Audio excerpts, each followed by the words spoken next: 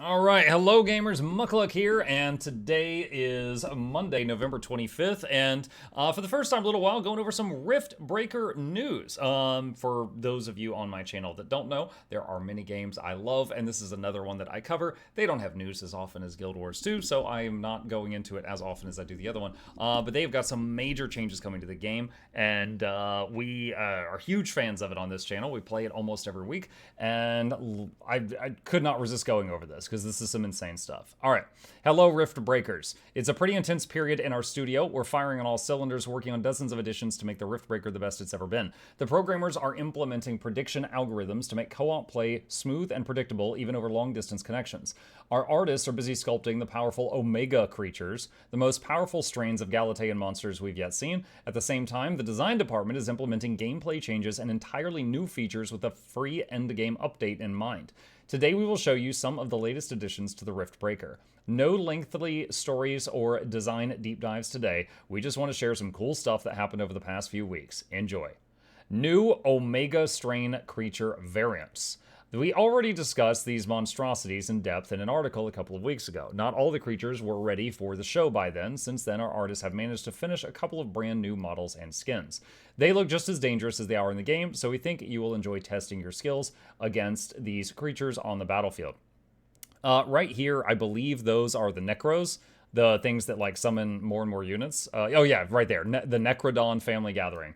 Yeah, so these are the Necros. The things that when I play on the Crystal Caverns map will sit in the back and summon waves and waves of additional units, unless I can get around the tidal wave and snipe them. And their Omega is like 2 or 3 times the size.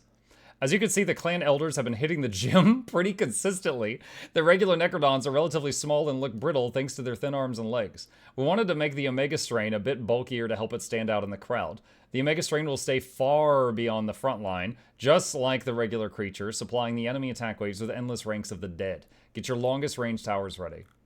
And this is a Narot, which is like those huge walking mountains, and this thing is somehow even larger. Also kind of resembles the skull there. That's cool. The Narots are naturally big and bulky. Our first attempt to make the Omega strain different from the regular version included spikes and extra stones.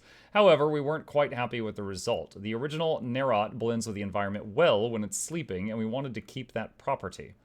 The next step was to literally stick some of the rocks that naturally occur in the game to try to determine what shape would work best. The end result was a blend of all the options we considered. We wanted the rocks on the Narot's Omega's back to be blunt and eroded. We also decided to keep the rocky arm gauntlet from the first version. We think this version is distinct enough but maintains the character of the original. Dope AF, one of the devs, 11:48 a.m. Tuesday, November 19th. That's like when I play the ad for my website and it says, the best website I've ever seen, signed Mukluk. Oh no, the snails! The snails. The snails are a fan favorite on my channel. We actually have an emote for the snails when these things destroy me. They are the most dangerous thing, in my opinion, in this game. They will sit back, and the big thing that looks like their shell, they fire it, and it's like artillery. And when it hits, it explodes like a egg sack, and just makes like critters all over the place. So it's kind of like a cross between like a biological artillery unit and also like a broodlord from StarCraft 2, where the projectiles are also units. And it outranges most towers, so it's just a huge problem. Nurglax Omega has received its acid and energy variants. Like the Omega Necrodon, this creature will try to keep its distance from your base and attack from afar. Still, it should be easy to notice its impact on the battlefield. The larva-filled sack is bigger and more spiky than ever. Yeah, having one of these behind a wave of enemies is extremely noticeable. Not talking about the Omega, just talking about the normal ones. Because you just see these giant projectiles raining down from the sky, erupting in a bunch of units behind your walls. New Omega creature abilities. All right, what is this trailer here? All right, so there's like explosions happening in a line. It looks like they're using the red circle mechanic that many of us on this channel are familiar with from other titles. Also, it's... I don't know if that acid's doing residual damage, but sometimes when it's firing this stuff, it's firing like waves of 4 at a time. And that... Wait, is that the Narot? No. No. Oh, no. That's the big crab thing from the new swamp biome. I believe those things, you usually want to kill them with, like, fire. like a spider in Australia.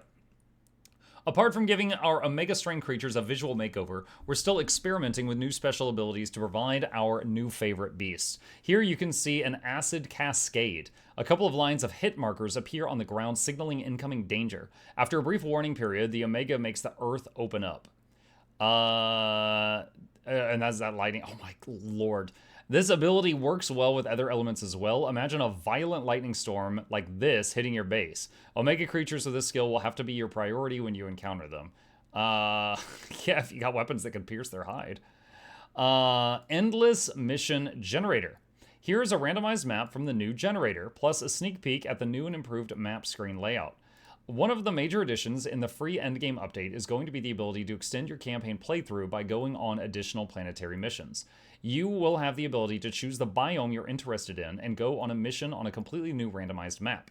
We're going to let you choose from a couple of locations with varying layouts and resource densities. This way you'll be able to expand your economy even further, amassing a wealth of resources you're going to need to fulfill endgame goals. And boy, do we have some endgame goals for you, but more on that later. Oh, you tease. I am a huge, huge fan of the Riftbreaker, both the campaign and the survival maps. For those that do not know, or maybe they only know me from Guild Wars 2, just to show you here, these are the playlists of me playing this game. We played through the game normally, then we played through the game with integration on, so chat could basically mess with me while I was playing it. We have 429 episodes of me playing survival versus chat. We played through the DLC. I think it was actually sponsored for that one. We played the campaign with the difficulties turned up to 200%. And then we did the next DLC. And then we played the campaign with the difficulty at 500%. So for every enemy that spawned, it would spawn 5 of them. And also they did double damage, I think.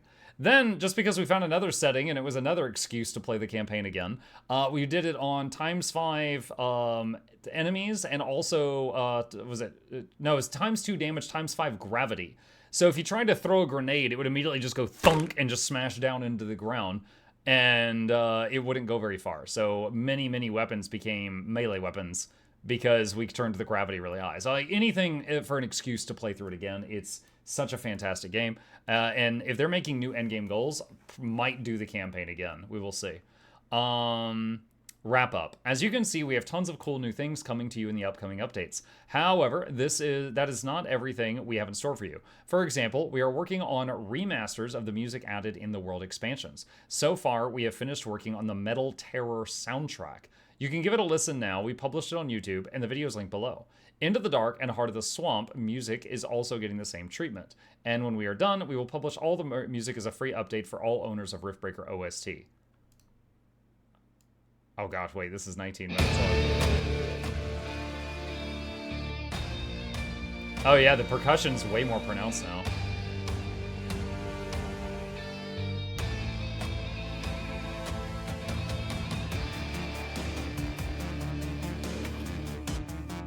Yeah, they've definitely jazzed it up a bit.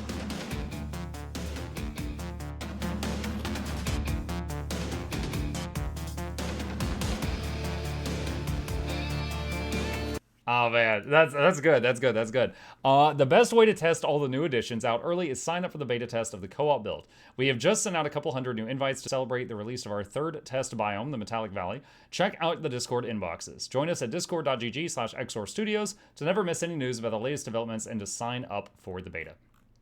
I am really looking forward to this. Yeah, they've been working on the multiplayer for this game for a long time, and I would absolutely love to jump into this with like Aralozen or Noxxi or something like that and do this, because I freaking love this game. It'd be so much fun. Also, like with the chat integration, when the monsters come in with the names of people from chat. What is that weapon? Whatever that is new. Those like black and red bullets, I don't recognize that. Whatever that is something fancy. But yeah, eagerly looking forward to that update. Can't wait to play it. XOR, you guys are doing great. And yeah, I am looking forward to it. If there's any other Riftbreaker fans out there and you notice anything in the notes that I missed, put it in the comment section down below, and I'll fight you there.